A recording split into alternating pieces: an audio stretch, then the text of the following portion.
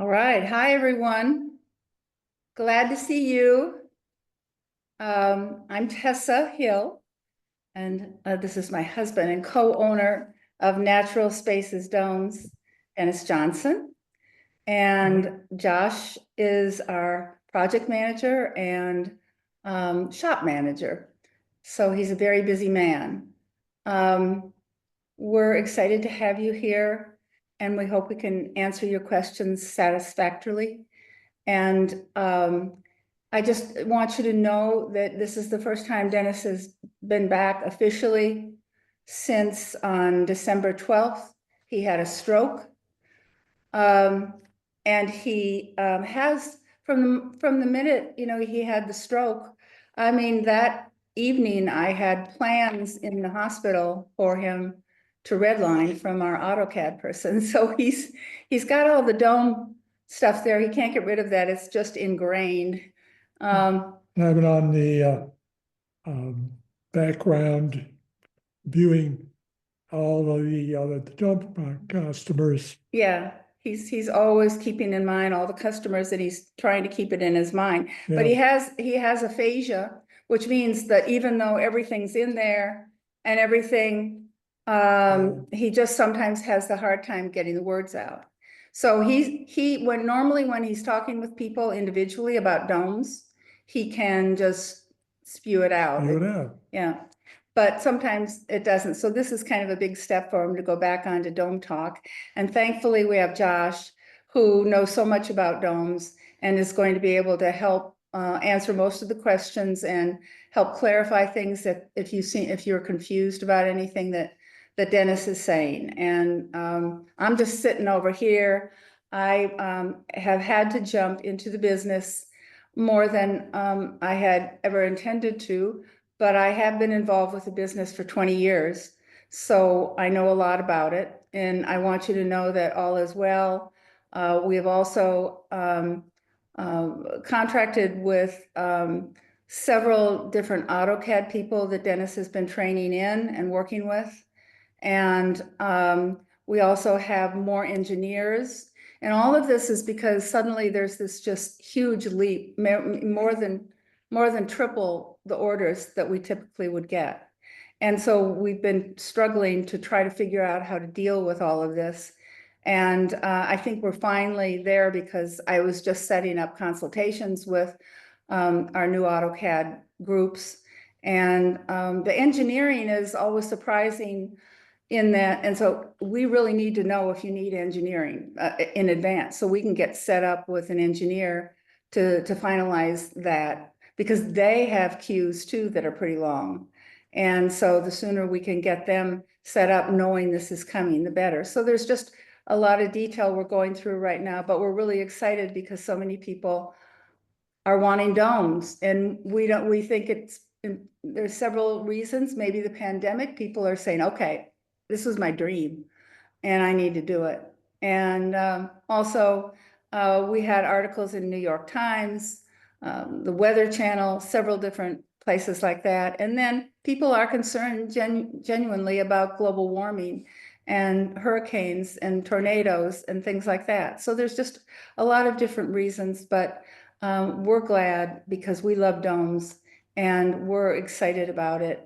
We just have had to take time to figure out how to handle all this. So we're just going to jump right into the questions, and Josh is going to start handling that. And when Dennis needs to jump in, he will, and he'll answer some of them. So Yeah. And I'll be glad to pop back in if somebody has a question for me. We're glad you're here. Thank you.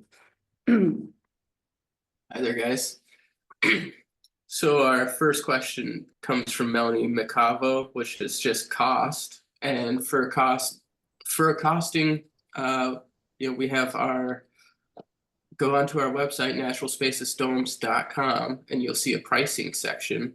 And there's it's broken down into different sections, and you can see the cost for a shell kit. And it's really hard to answer just a broad question like that, because there's so many different choices you have on what you want. Our second question is coming from John Dusaint out of California. His question is about the mini dome overhang. and how to work around the hub at the peak. How to work down the sides and then terminate it? Question.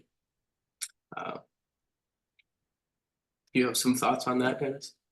You can show those pictures and the roof plane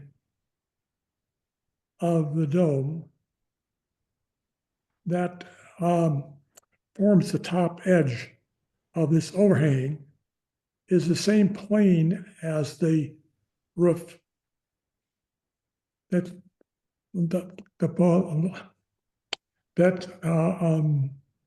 comes off the dome. And it was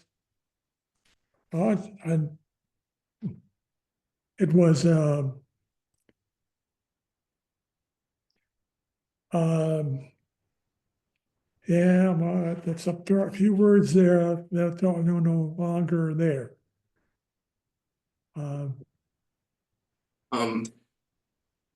It's a 2-foot overhang, and it comes off the top of the dome in the same plane as the same angle as the upper triangles. And they want to know what to do with this hub there in the middle. You can see it there on this photo, Yeah. on the corner there. And you just need to run that over in the same plane as the upper panels. And I don't know if Robin DeSaint is here or not.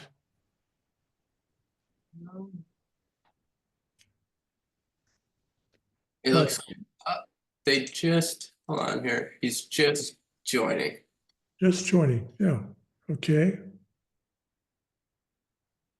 Hi there, John. And Robin, we're just going over your guys' question right here about the roof and what to do about the hub. So far, Dennis was describing that you kind of follow the same plane as the triangle panels above where you're adding that framing in. And get to the corner, you just join the two edges together. That is the two edges of the 2-foot overhang. And it'll meet, it'll form a line off the line of the top triangle. Not sure what else to explain to you.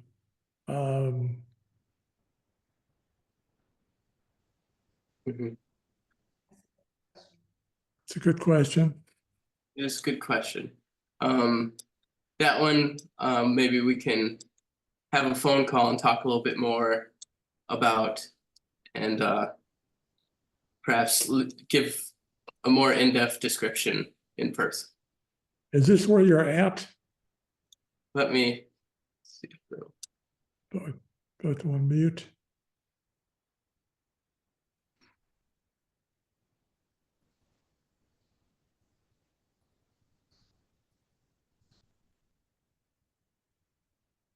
I don't know if we got. If you guys want to unmute yourselves, John and Robin, and you can ask a little further information.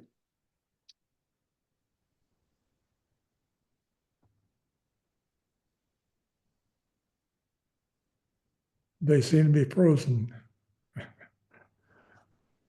Okay, well, we'll move on. Yeah, we'll come back. Okay, so our next question comes from Bonita from Georgia. Have you had success with getting domes approved in Beaufort County, South Carolina? Specifically there, I don't know if we have had a dome there, but I don't think we would have a problem getting one approved. We'll help work with you. We get you the drawings that you need to submit to your building department. And we can work with our teams of engineers to get the engineering information you need if required for that building permit. So that's something that we can just work towards together, and it's not a big issue. Yeah. Daniel Bishop from New York is asking the best procedure for replacing a rod and dome frame 2x8 members. That's a little bit tough to answer because if it's not our domes, we're not sure exactly what style of struts they did or how they connected them. My best information for you would to be if you can get them off of there, you can use one as a template and remake them as you go one by one. But that is pretty hard for me to specifically answer without knowing what your dome is and what's in there. You've got a wide variety of domes as far as how they're made. And if this doesn't have any hub system, then you're dealing with a different dome than our system.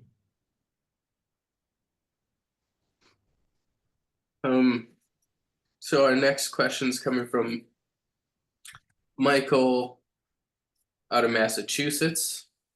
He's building a cupola for a geodesic timberline dome, 2x6. He's just looking for roof pitch, angles, and bevels, maybe a calculator, just basic measurements on wall heights and roof pitch. And that's kind of going to be the same answer as Daniel Bishop, where we're just not sure exactly what those are for you because it's just not our dome. So the Timberline dome actually is another hub and strut system, and we have some plans that can work on a dome, and as long as you have the hub and strut, you can make a variety of the angles we have, and they can be duplicated by a wide variety of structures.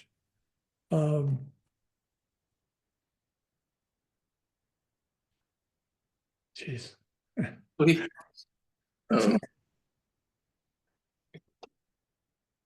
is one we can probably help a little bit. So we might be able to look at some of our timberline stuff and maybe come up with what your pitch maybe or that you need. We can come up with a set of drawings that may be tied to the diameter of your dome, because every dome that is based on the icosahedron has a very similar angle on top. Mm-hmm.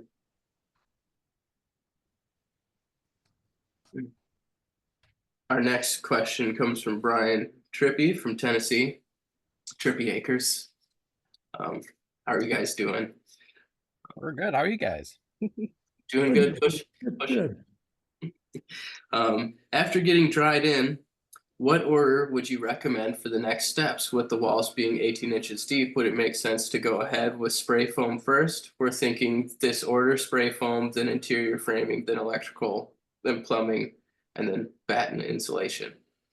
Yeah, I would recommend doing your spray foam first, and then doing electrical, plumbing, fiberglass, and then interior sheathing. So, and then that way, you just spray foaming is going to be nice and easy that way. Then you'll have your electrical. You don't have to worry about having any cleanup or anything like that. If you did it before spray foaming, your walls are thick enough to where you probably wouldn't have any issues with that. Anyway, but it's probably just the most straightforward way to go. Yeah, putting the foam in first has a lot of advantages. And you're going to put in 4 inches approximately, right? I think it was 2. 2. Two, Two. I think. Okay. That's going to seal up the outside edges. And you'll notice a big difference when you put that foam into place as far as insulation at this time of the year. You'll be really comfortable. putting wiring in, you don't go into that cavity. You stay on the 2x4, then you don't have a long lead time in dealing with that 18-inch wall. So you'll be very comfortable in doing it that way. Framing, you can deal with that as long as it's open framing. You won't have any chance where the building inspector will come back on you and ask you to open it up again. That's the main thing with these things, is the building inspector will come and ask what's behind it. And if you got pictures, you can explain the pictures. But otherwise, you got to open it up. And even with the photos, there's a chance they might want to see something specific and they'll make you do that. So Yeah. If it's up high, our inspector is scared of heights, so we're not worried. You should be you up. know where to hide your stuff you're seeing. Just got to be up high. I guess one other thing actually she just thought of. I haven't even researched the lightning rod stuff. Do I need to do that before spray foam, or can I just throw that lightning rod up at any point? Depends on how much you want to do lightning protection. The worst, well, one of the only cases was a guy in Maryland. He's on the top of a mountain in Maryland, highest point, which was only 3,000 feet. He connected all of the angles and the metal pieces to his lightning rods. He had 5 lightning arrestor coming down off the top of his dome. He knows it works because they were sitting there. Then they had that system installed, and he had a lightning strike his structure, and they saw the lightning go down the rods, 5 rods. Because he had all of his metal parts connected, nothing happened to it. We're not sure if something would have happened. Another one that happened to get a lightning strike was doctor had built a dome in Iowa. It was on a mound. That case, he wasn't home. A fire started. So they burned a hole in the top of the dome, almost collapsed the cupola, did substantial damage, water damage primarily. I don't know. In that case, if they had been home, they could have stopped it. Then the repair on that one was to replace the struts. There were approximately 25 to 30 struts that were bad. They fixed that, and they shingled it and put a new cupola on. And then what about the business? But if you're installing that, I'd probably do it before I spray foamed, because your hubs are going to be closer to that That was exterior. what I was getting at that. Oh, you're good. So, okay. Perfect. Thank you, guys. Thanks. Okay. Good question. Our next question comes from Jacob from New York. I have ongoing water damage and am looking to put a shingle roof on it. Do you have recommendations for roofers on the East Coast who are familiar with this process? What are your opinions about a shingle roof? Well, we recommend asphalt shingles for roofs here quite often. as far as any recommendations on roofers, I might have, depending on what area of New York, there might be somebody we can recommend because we just had a couple domes go up there. But for the most part, you can just, any good roofer is gonna do a good job on your dome as long as you provide them. I would get the roofing manual off of our website. I like to say you should read that yourself first and then provide that to your roofer and make sure they have a good understanding. It's nothing too complicated. There's just a pattern where you start with the point up triangles and then you do the point downs, and then there's a certain pattern as you go up. That's in the roofing manual. As long as you do that, you should have a good outcome. Yep. All I can say is, yep. Our next question comes from Tina Birch up in British Columbia. They're leaning towards spray foam and would like to know how the V notches work in this case. So for spray foam,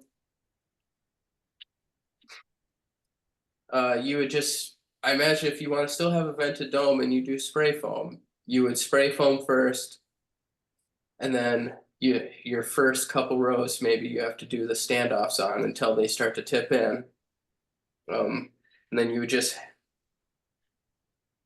and then make sure that your fiberglass is not sitting against the exterior of the house, right against the spray foam, to ensure that that airflow can still go all the way up there.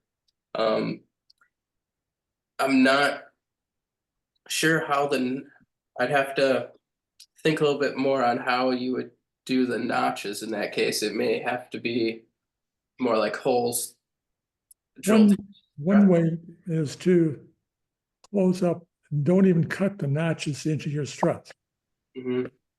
And use the foam as a vapor barrier, do enough of it, and then you can buy fiberglass and install that for the rest of it, or open cell foam.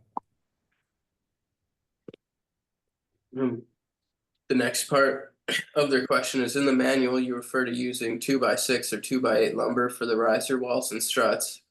Do we have an option of using either for their central dome?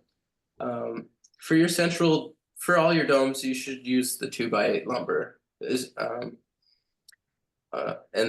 And for your next question, the manual stating we use plywood sheeting is 3/4 inch tongue and groove, and they're wondering if 5/8 would be sufficient, and it just isn't going to span the same width. So that 3/4 inch plywood spans 32 inches, and basically, if you drew a circle in the center of your triangle, anywhere that circle touches the frame has to be 32 inches or less, or else you're not gonna span with that.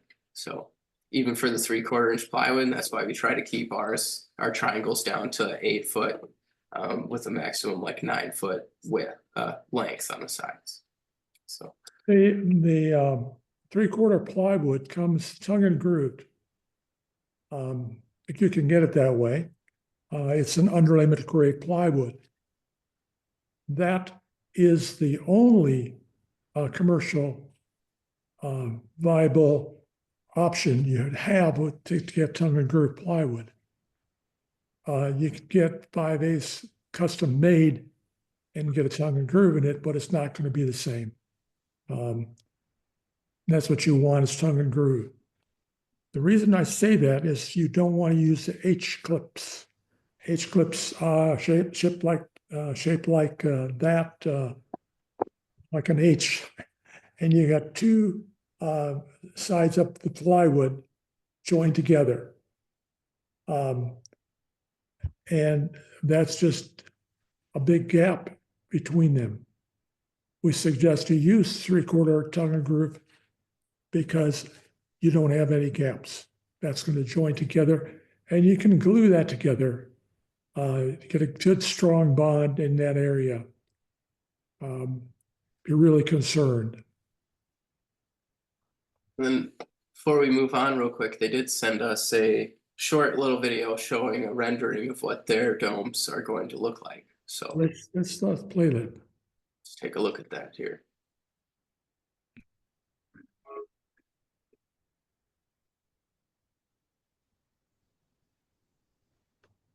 It's quite a cool project they have going up there.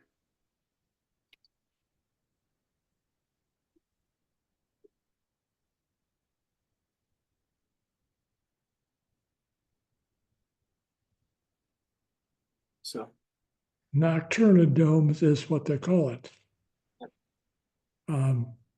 They're going for a totally black dome.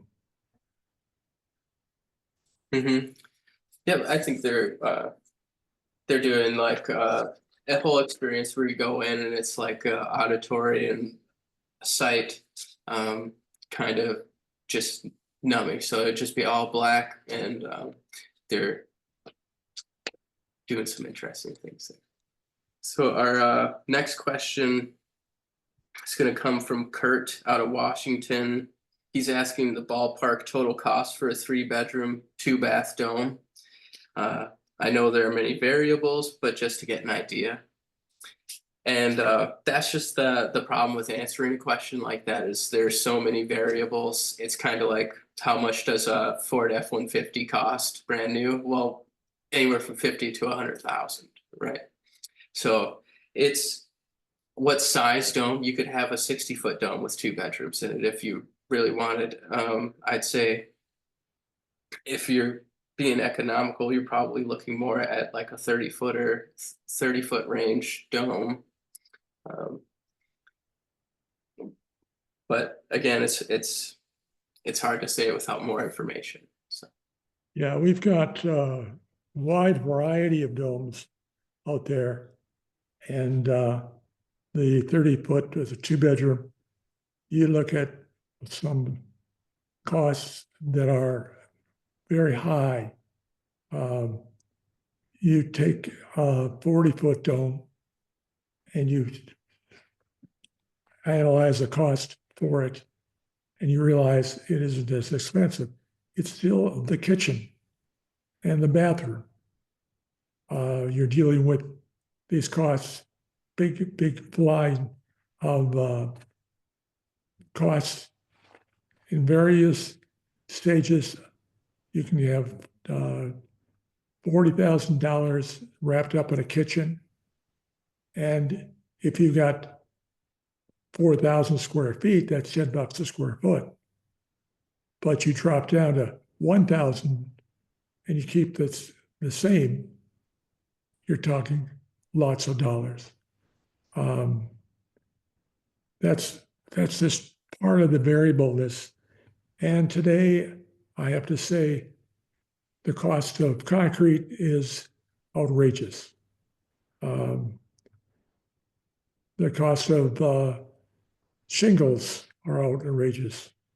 You put on heavyweight shingles. These are variable costs that will impact all aspects of the dome.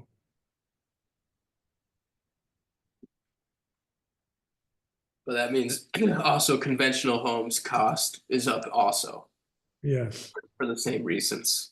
Yes. I find the prices kind of went up during COVID and they haven't quite come down. So our next question is going to be coming from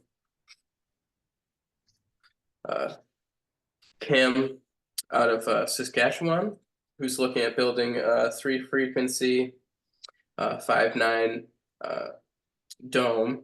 They're looking at ready-made hubs and 2x4 construction, 3/4-inch conduit lines, plans for strength, and making a cover. We don't make those kinds of domes here there are calculators and websites that do have like a guide to making them online out of piping and stuff like that, or sell kits for them. It's something that's readily available on Google when you search for it. But it's not something that we would probably help with making a poly dome No, like a house. So.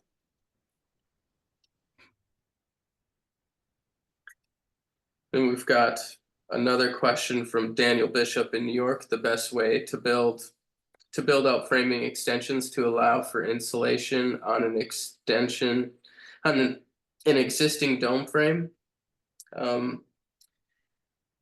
That one is hard to answer exactly here because we're not sure what insulation type, if the dome is vented, things of that nature.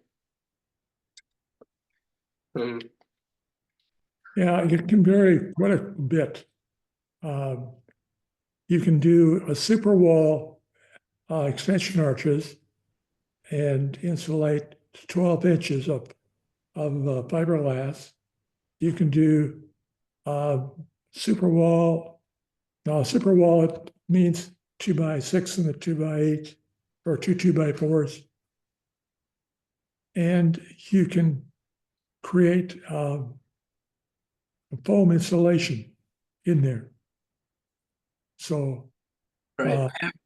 I have an email here where he goes more in depth. I forgot that this was I mixed up who it was. So he's talking about creating, he has a 2x8 dome and he wants to go to the 16-inch super wall so that they can get more insulation in there. And we can provide you the lengths to cut the 2x4s at, and then you would just have to create a jig to attach them with plywood gussets to each other. So you gusset that 2x4 to the 2x8 at 16-inch distance apart. That's something we can help you out with. there are many kinds of insulation you can do the foam hybrid system, which is foam into fiberglass. That's primarily what we do today.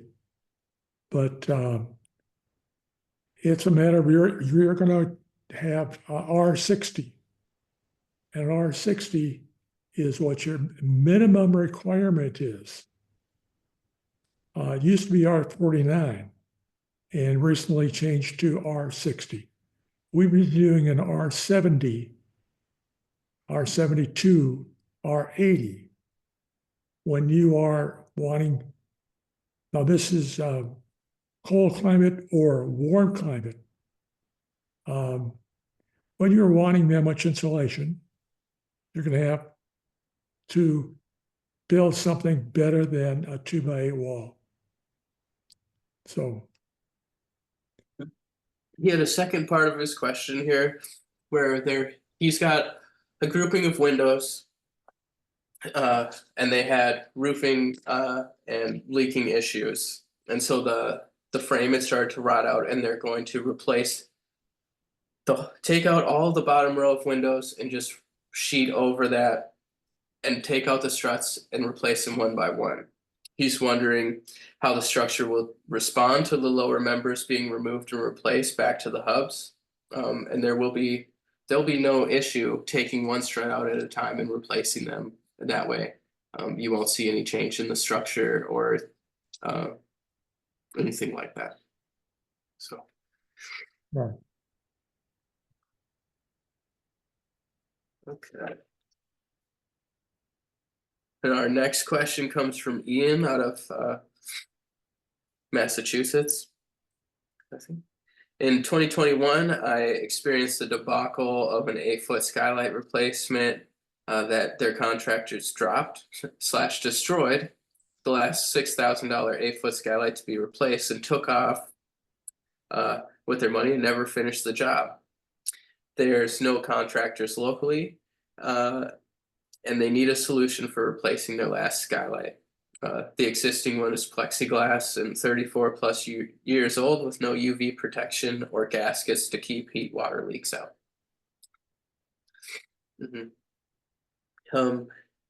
Well, that's,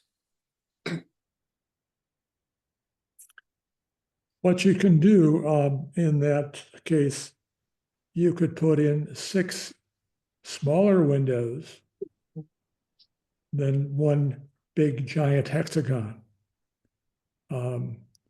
This matter, you can only go so far with glass. You can deal with individual windows, and this would be much easier. We do a special window. Like to turn my screen over to plate.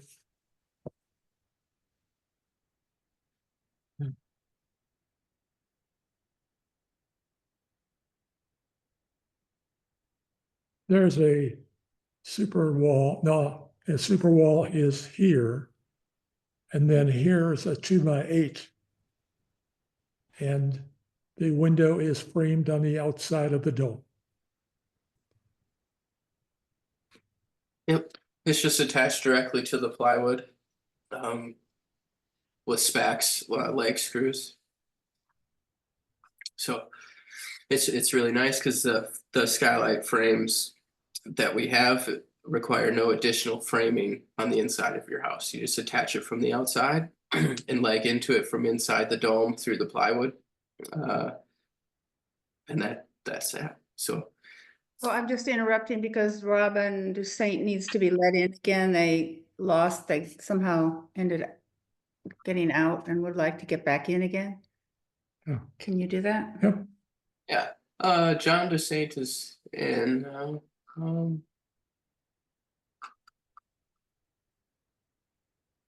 Okay. Well, if she comes back again, I'll let her back in. Unmute yourself. There.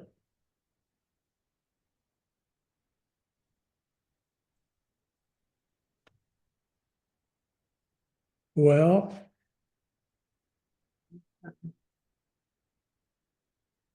John, which one?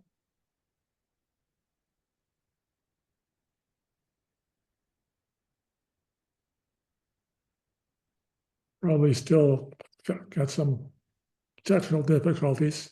Yeah, sorry, I can't hear you, John.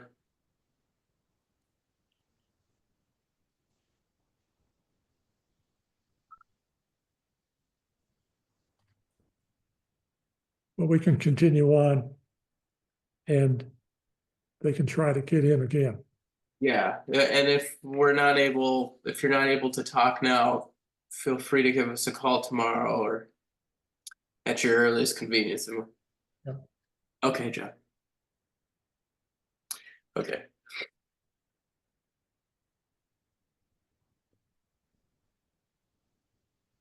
Alan Post is the next one. Yep. Ellen Post from Utah. Are concrete foundations for round homes more expensive than for right-angled buildings? I think that it's probably fairly close to the same. I mean, you're mostly paying for the concrete itself and labor. There may be a little bit more framing before they pour because there's more corners on a dome. So there's a little more staking and stuff like that they would have to do, but it's probably not noticeable difference. When you look at the square foot of what they're doing. It's not going to be more money. It's just going to be about the same because they charge more for corners. And with a dome, you have, quote, corners. And you only have 4 corners in a dome, in a conventional house. And you're got many corners in a dome. Mhm. Yep. Mhm. Okay. Let's see. That answer your question? That answer your question? Yep, that does. So they have to, I mean, making a curved form is more work, but it's more It's more economical. I mean, the square footage enclosed by a circle involves pouring less actual concrete, but then they Yeah. have to make curved forms to hold the concrete. Yep, correct.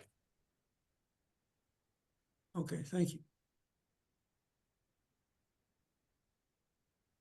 Next question is Daniel Bishop.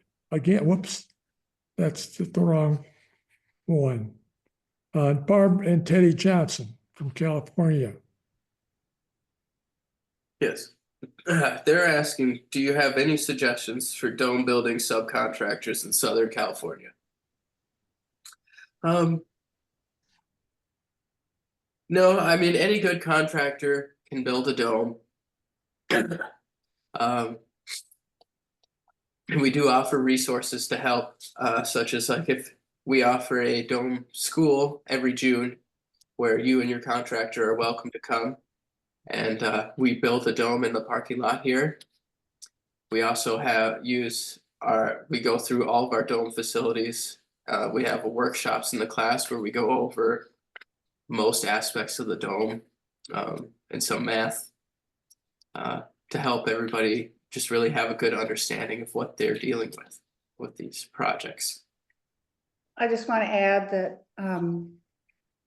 for about 5 months now, we've been working on establishing sort of a Department of Natural Spaces domes to handle all the requests for that kind of support. And we're working on finding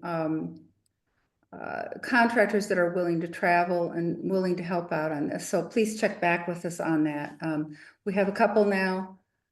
We have, one roofer. And we, just plan to basically make this a part of the business because there's so much demand for it, so.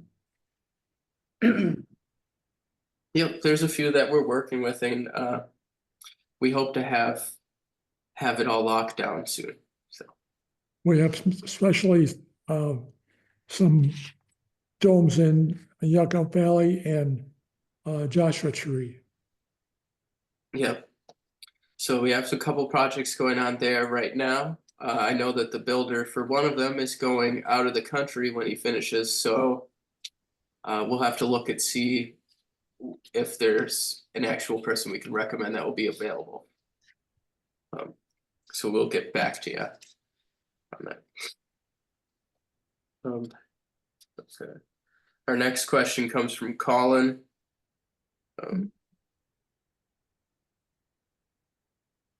No. Sorry. From Nick in Texas. I have a geodesic dome in Austin, Texas with a failing elastomeric roof. It's an AI dome built in the late 90s with an elastomeric coating that has not been maintained. It's falling apart, but the dome is built of concrete, which is still stable and in good condition. We are experiencing some leaks though. Yes. So it's going to be a dome that looks pretty much exactly like that. That's what he's talking about here. This is my dome. Hi. Oh, perfect. Thanks so much for taking the call. I really appreciate it. I've watched all your guys' YouTubes. And it's really cool to see you guys you're in the domes. Awesome. Yes, sir.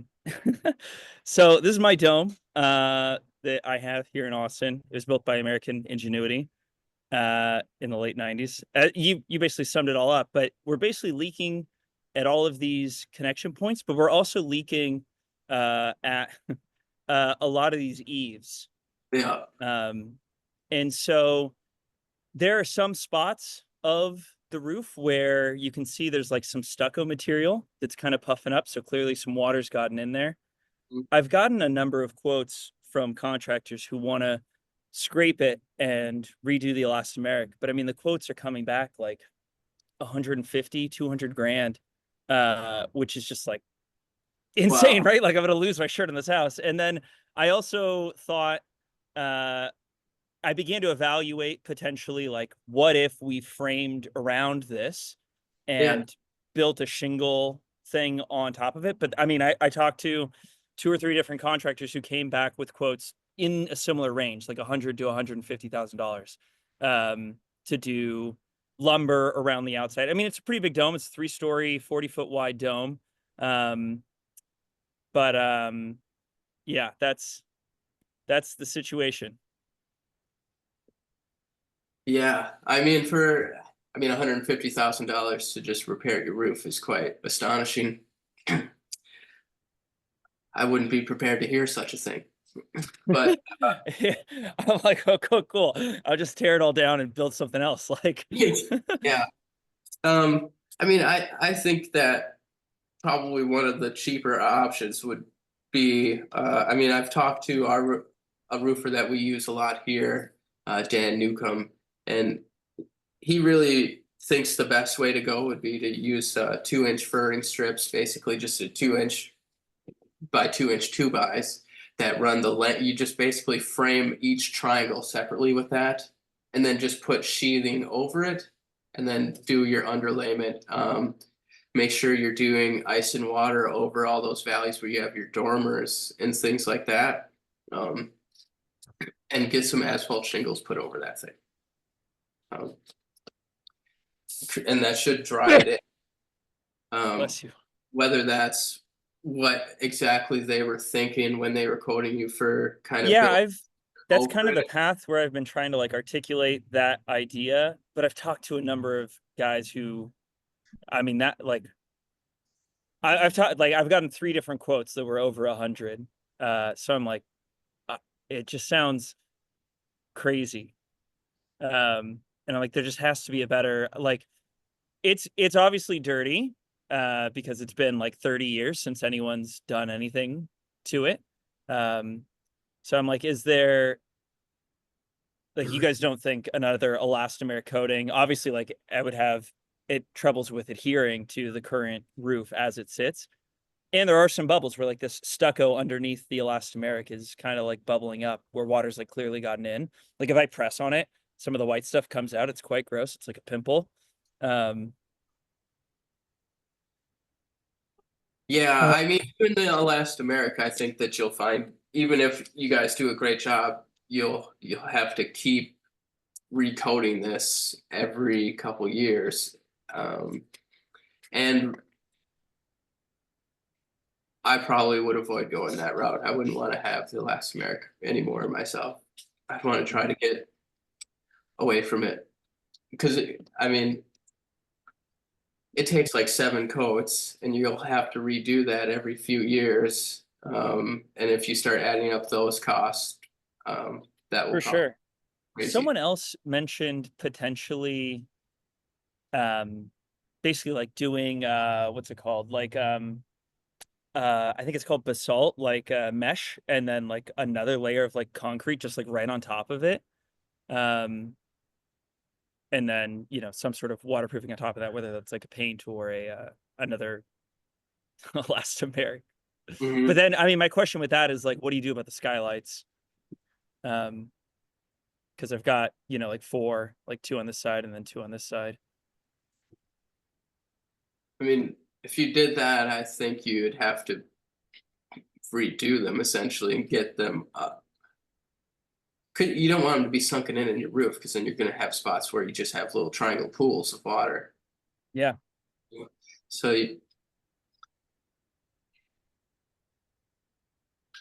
I mean, have you guys heard of other people doing this where they like did the furring strips and the shingles right over? I'm wondering if, like, I don't know, if you guys know any contractors yeah, I think that who I can do it, who I can like he had call. done it on somebody's dome for them, I think. But no, I don't know a lot of people who have actually done it, personally. But I know that usually I hear people reach out about these domes, and I kind of give a little bit of advice, and then I don't really hear back on what they did. So I wish I had more information. Yeah. And it's perhaps something that I can look into a little bit more and try and send you, reach out to you about. We can Sure. set up a consultation Yeah. and talk further about this. You can, you just 4 skylights those can be reframed and made so they don't leak. Their problem is you telling me you left the same coat of elastomeric for 30 years? I look, I'm, young guy. I was dumb. I bought it 3 years ago. I was sick. Oh. Dome, awesome, hell yeah. And then, it seemed fine. And then, a couple years in, I'm like, wait, we're getting some leaks. So Um, I've only had it for 3 years. So yeah. oh, okay. Well, you could try doing it yourself. And in this case, you have to get rid of the water in between the layers. It's leaking inside the dome. So the skylights aren't leaking, which is great. Yeah. The majority of the leaks are in the basement. So like, I don't know, maybe I have a picture of it. This is, we have a concrete foundation. This is like that blue ring. This is the other side of it. So when it rains and when it rains heavy, I'll get like a puddle at the bottom of this. In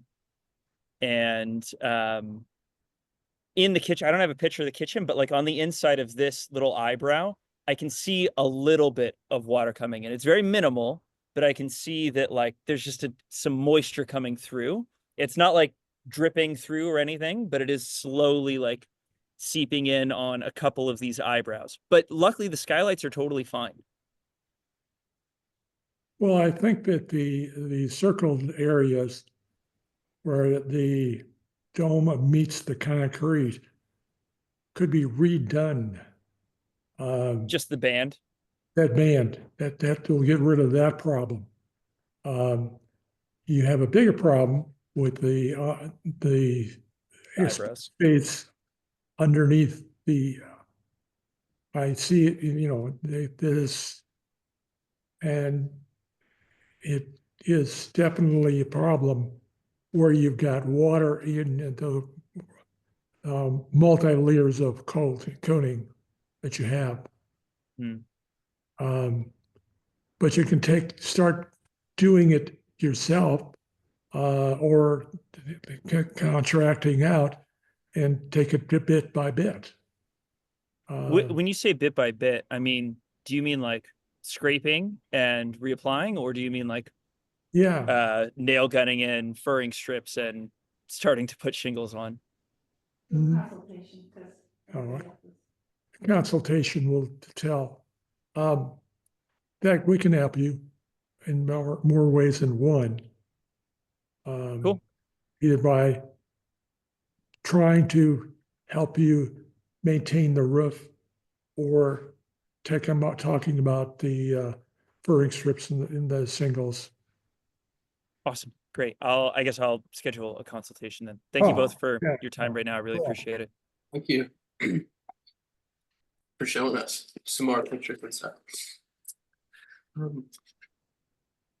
Okay, and then we have a question from Skeletor. He asked this question a little bit last time about how an equiangular, sorry, struggling a little bit today, 35-foot tall, three-sided pyramid with 60-degree corners built using modern conventional building standards, conventional load pass fair against hurricane winds versus a 35-foot diameter dome hub system. And I think my answer is still the same, that the dome will fare better because it's got smaller triangles and it's able to direct that flow over it without that triangle. Three-sided triangle is still going to have larger faces to get hit straight with the wind. You'd have to turn the structure so that the corner is facing the wind direction for it to be good at directing the wind off of itself. So our final question is going to come from Lorenz Thielen. they have questions about the 29 sawtooth plan. See. If you guys are in here, if you want to just unmute yourself and ask your question. I don't. Okay, I think he may not be here, so this is something we'll just talk to him about it at another time. Yep. And then John, I'm not sure if you were able to speak now or Yep. Okay. Switched computers. There Okay. you go. It happens to the best of us. So, John has built a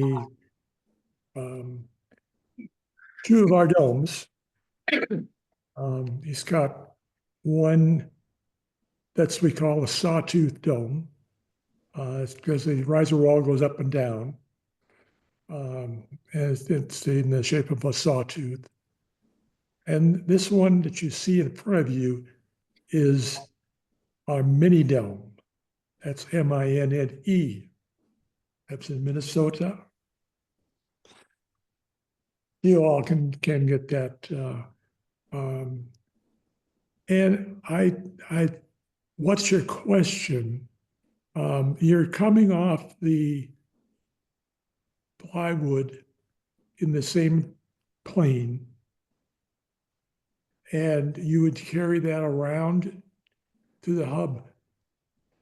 You might want to create a surface of, well, the same material, and you want to get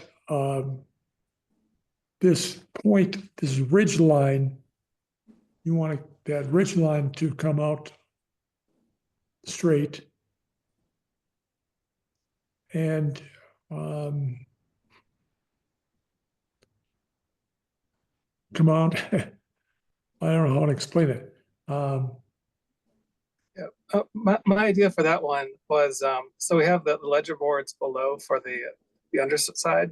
And so that'll just basically come straight out, and we'll put a bunch of strong ties on it. For the upper part, I'm planning to put basically, I'm not really sure what you call it, a nailer essentially, or some sort of a structural member from one side to the other, kind of perpendicular to that, and then have the upper one go down so that so it continues the plane of the triangles.